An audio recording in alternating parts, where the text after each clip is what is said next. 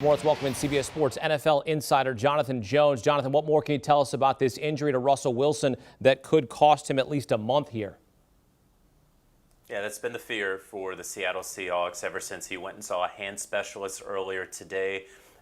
It was sort of a mallet finger. I know that folks don't really know what that is. You probably have no reason to know what that is, but essentially the tendon off of the tip of the finger is sort of torn off. And when that happens, it's extremely difficult to grip the football the way that you need to as the quarterback, especially with the middle finger. There's really no way around it. We saw Russell Wilson try to go out there and give it a go and then realize, no, Geno Smith offers my team the best opportunity to win this football game. So the point here now is, will Russell Wilson actually get surgery? And I think a normal player probably would, but Russ is a guy who 149 consecutive games played and started. It's the longest active streak in the NFL among quarterbacks. He's a guy who doesn't like to take any days off, even practice. And so now he's sort of faced with this, you're going to miss at least a month, maybe 6 to 8 weeks if you get surgery. But he needs to have surgery for his hand to, heal itself in the long term. Does he believe that he's going to, with a little bit of time off, heal himself, and that he would only just need 3 weeks and he'll be back after the bye? These are all questions that we don't have answers to yet, and this is something that I was talking about late last night after the game, that it was a sort of injury that very likely was going to require surgery, but that Russ and the Seahawks would have 10 days to figure it out. He very clearly went and saw that hand specialist today, and that surgery was deemed the top option.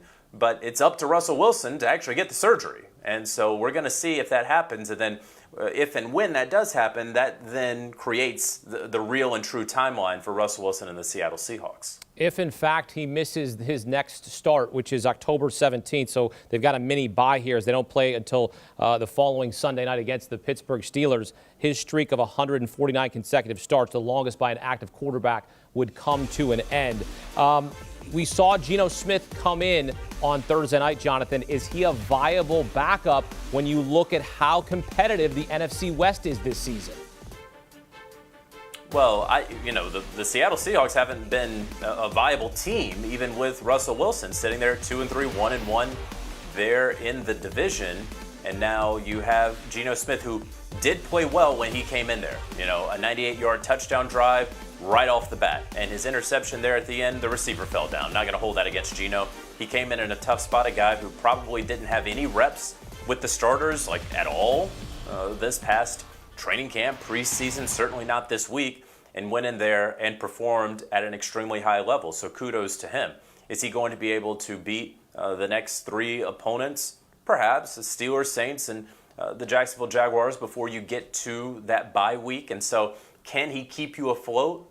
He absolutely can. I think that we saw enough from Geno, if that is our one sort of sample, and extrapolating from that. And certainly when you factor in the teams, the Steelers, a very beatable team with a backup quarterback. The Saints, you don't know which Saints you're going to get week to week. And then the Jacksonville Jaguars, we all know about them. So if the Seattle Seahawks come out of that sort of stretch 3-0 and get through that bye there, and now they're 5-3 coming out and playing the Packers coming off the bye, maybe Russell Wilson is better and okay by then, maybe, and then their season is looking okay, and that they can sort of salvage things in the most competitive division in football.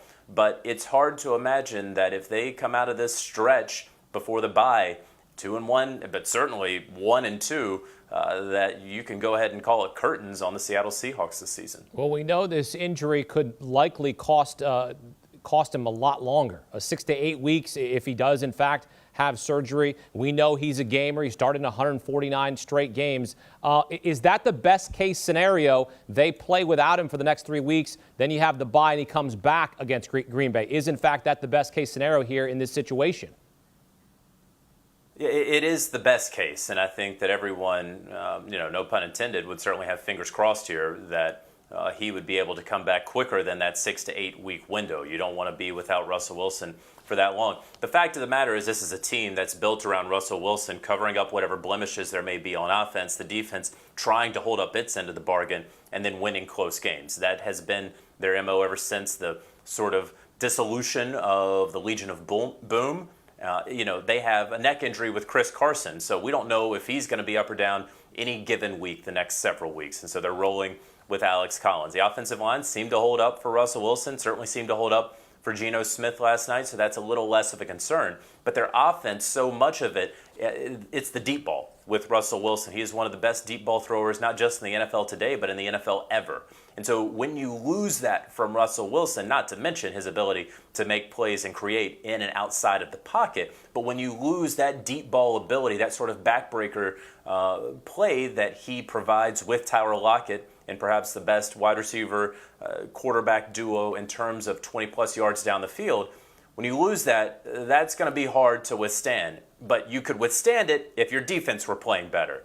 But the defense isn't. It's playing at the bottom of the NFL in any number of categories, both rush and pass. And so that's why this injury is so difficult for the Seahawks, where the defense isn't really holding up its end of the bargain. The offense so heavily predicated upon Russell Wilson being healthy, being durable, and playing at an extremely high level. And even he can withstand making mistakes sometimes. They can win football games when he turns the football over. He doesn't have to be perfect. He just has to be Russell Wilson, a healthy Russell Wilson out there on the field. And so without him, this offense, I do believe, is going to look a whole lot different, certainly through the air, certainly on those deep balls to Tyler Lockett and DK Metcalf. Can Geno Smith sort of recapture that 98-yard touchdown drive the next several weeks? Perhaps, but it's going to be tough sledding for the Seahawks.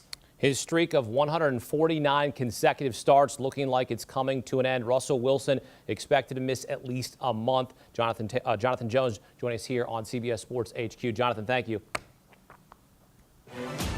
And here's a look at the Seahawks schedule. As we mentioned, they've got a mini bye coming up. They play the Steelers on Sunday Night Football. That's October 17th, followed by games at home against New Orleans and Jacksonville. Then the bye week. After the bye week, they face Green Bay on the road.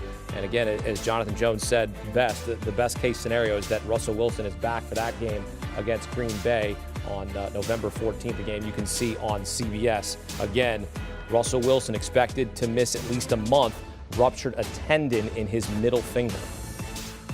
Do you want a sports network that delivers everything that matters about the game? The highlights, the picks, the instant analysis, no yelling, no fake debates, no politics. Hit the subscribe button and never miss a moment.